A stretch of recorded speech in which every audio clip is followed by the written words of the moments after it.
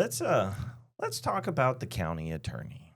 There's been Oh, joy. oh joy. There's been a lot of attention lately that's come out because of a recent homicide that happened, where the county attorney has also had some snippy remarks to say about people's reaction, about our reaction to what's going on. So the gist of the incident, though, is that we had a homicide that occurred down off of South Lamar, kind of near the river, and it happened on a Cap Metro bus, and the individual involved wound up murdering another individual, is being accused of murdering another individual on the bus, and come to find, and it was a completely innocent person, like uninvolved, and come to find out, not surprisingly so, but the suspect has quite the history. No, you wouldn't say they would have a history in Austin. I know, it seems like such a revelation, but we start looking through things, and it highlights why officers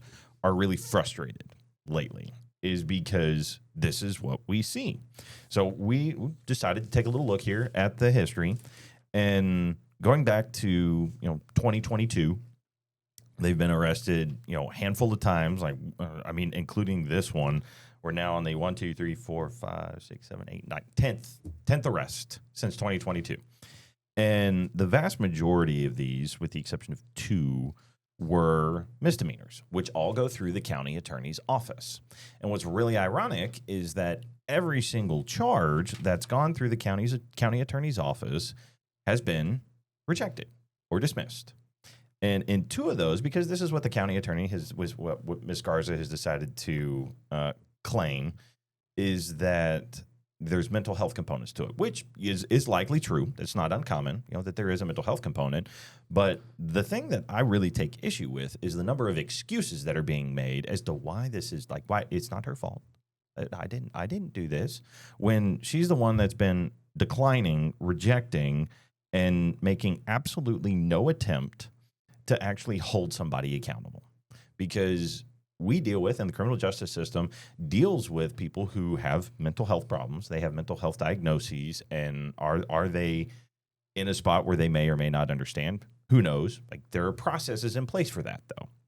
And one of the more recent ones was one that happened in 2024, looks like, and it was a criminal trespass, which is one of the biggest things that frustrates business owners and employees that work there, is that they constantly deal with people who are trespassing on the property. Oftentimes those people do steal stuff as well.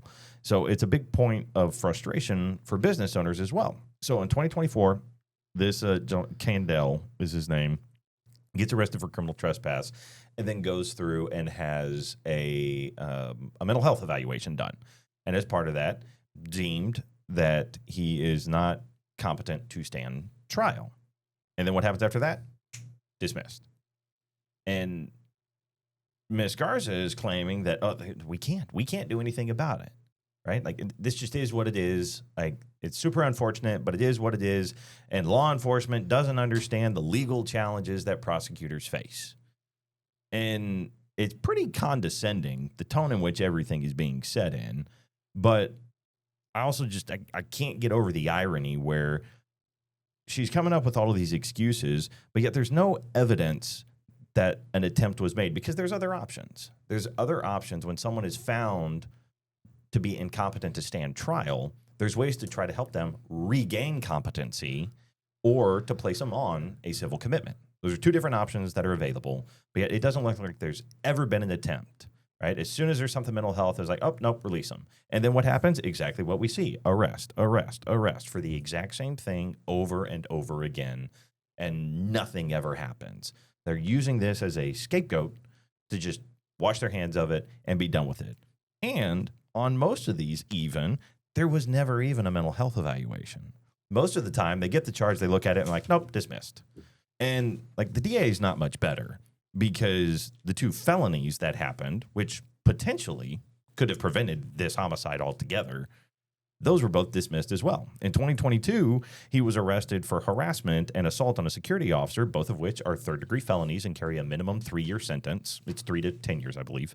And so had they actually moved forward with those and he was found guilty and punished, it's possible that he could have been in jail. And then he would not have been out on a bus. He would not have been involved in a suspect of a murder. Like, there are ways that this stuff could have been prevented if they had just enforced the law. But instead, what happened with the felonies is the exact same thing that we've been seeing with all of these misdemeanors, which is a charge comes in and they just immediately reject it. A judge has found probable cause exists. Judge says, yep, the officer did this. That is a violation of the law. We believe probable cause exists. It should be prosecuted. And then prosecutors look at it and they go, I think we're good. And they pass. And they don't do anything about it. Yeah. And they've been trying to escape a lot of the accountability and the responsibility for their actions. But it's becoming extremely clear. And the county attorney she is culpable in all of this because she kind of flies under the radar a lot. But she has a big hand in the fact that these people go through a revolving door of our criminal justice system and prosecutors aren't doing anything because they're using excuses to get out of basically doing their job. There's no reason for them to be doing this. The law doesn't say they have a mental health issue. Oh, law doesn't apply to them. That's not how that works. And where does it stop? Yeah. Where does it stop? Like, how many times does someone have to be arrested before the county attorney or district attorney is going to actually step up and do their job of protecting the citizens of this community? Yes, these are criminal mischief, criminal trespass, probably most of them out of business. So these poor business owners are having to deal with that. The poor people going to the businesses are having to deal with it. It's not just the employees and the owner, but when you go to the store and you've got this person that's trespassing outside and harassing you in the parking lot for money, the business owner doesn't want them there, but how do they get rid of them? They got to call the police. They get arrested for criminal trespass because they won't leave or they've come back again. And time again, it's just the same thing over and over and over. When does it stop? There's more that can happen by the county attorney and district attorney, but you don't see that happening. Like you said, just because they have a mental health issue doesn't mean that they are immune from any prosecution or any consequences to their action at all. We're not saying, hey, this is the first time someone has been arrested and on a criminal trespass and, they have a mental health evaluation and, okay, we're going to dismiss that one. I can understand it the first time, but when it's 10 times, 15 times, over and over, how many times are we just going to let that go without taking the next step? Hey, maybe by the fourth or fifth time they've been arrested for this, that now it's time to say, okay, hey, they have a mental health issue. Okay, great. Well, what are our options now? We got to go through and either decide, can they be restored mentally to stand trial? And we got to go down that process, or we got to go down the process of doing a civil commitment and get the person into a facility to get them the help that they need. None of those seem to be happening. It's just like, they're mentally incompetent. We're done. We're just dismissing it. Let them go on their ways. That's not jail diversion. Nope. That's just jail diversion is supposed to be diverted to something, not just diverted back to the street or back into the waiting arms of Austin. It's diverted to something that is going to help get these people help. What would have happened if in one of these prior cases, and this one in 2024, what if he would have gotten diverted into some civil commitment or diverted into getting some actual help? Would that have maybe prevented this homicide?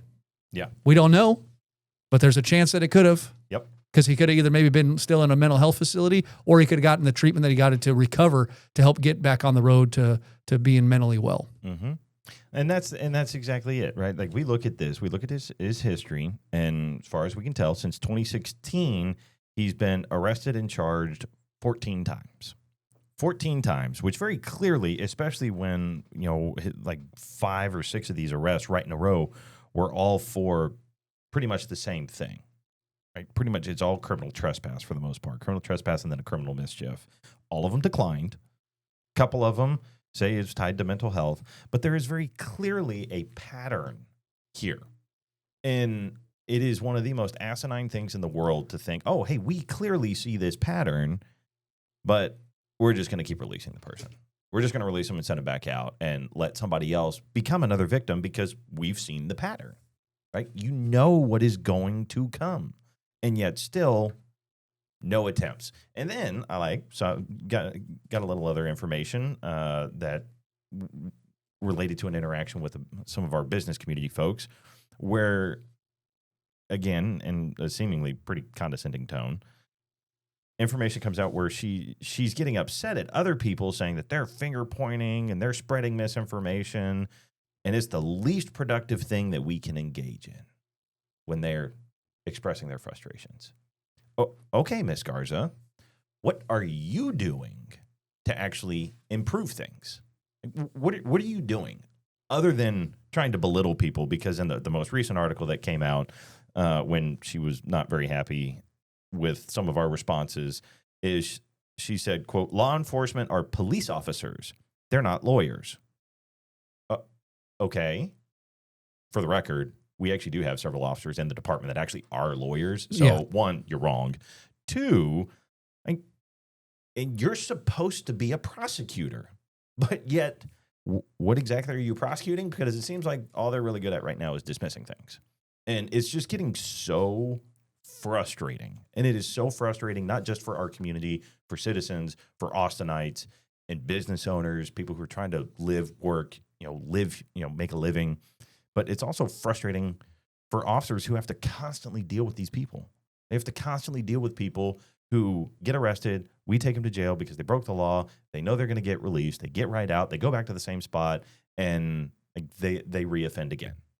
Shock and awe. We can't pretend. They can't.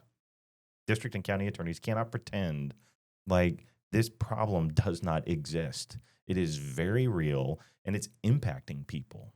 Like, there are actually solutions out there. The APA, we've been to the Capitol a lot lately advocating for a diversion center, for alternative responses to mental health, for better ways of treating people to prevent them from becoming incarcerated. Like, we've actually been engaged in things trying to support solutions that fix a lot of these issues. Oddly enough, haven't really seen the county attorneys around. Haven't seen them around supporting a lot of this. Haven't seen them working towards actual solutions, just coming up with every single excuse as to why they can't do their job. And this has not historically been a problem. Like, a lot of the issues going on with the county and the district attorney have not been going on forever. All right. Like, you can't tell me that this is an issue with the law and always has been, when this is a pretty new issue that we're dealing with. Yeah. And if you're a citizen of Travis County, I think the response from your county attorney should be very disheartening to you. That someone, media actually asked a question, trying to get an opinion on, hey, this is some criticism that your office is facing, and basically just blew it off. Just said, oh, they're not lawyers, so they can't understand. Well, most of the citizens in Austin aren't lawyers, but I'm pretty sure they can have an opinion about what's going on, and maybe an explanation of, oh, well, they don't understand the challenges. Well, what are the challenges? What are the options that you can? But she doesn't talk about the options she can take because she doesn't take them. No. So if she brings them up, the next question would be like, well, why didn't you do that option? Why didn't you go for a civil commitment? Why didn't you go for this? They have no answer for it because they don't want to. And it's just blame everybody else, and I'm going to it's not my problem.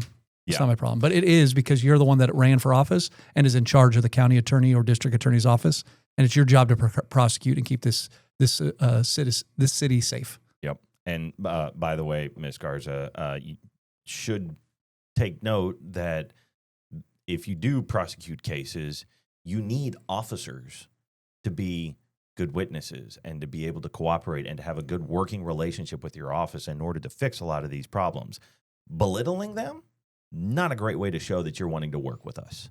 Like, it's so frustrating that these are the tones that are being set. And it's quite literally harming Austinites. So it's disappointing to see. It's very frustrating. Like, I kind of feel like we're getting to a pinnacle here where, like, something's got to give. Something's got to give. And all we're asking is to enforce the law. Enforce the law, prosecute, divert where it's appropriate. 14 diversions, however many, probably not appropriate. It's clearly not working. Divert where appropriate, help people where we can, but when people break the law, enforce the law. It's all that needs to be done.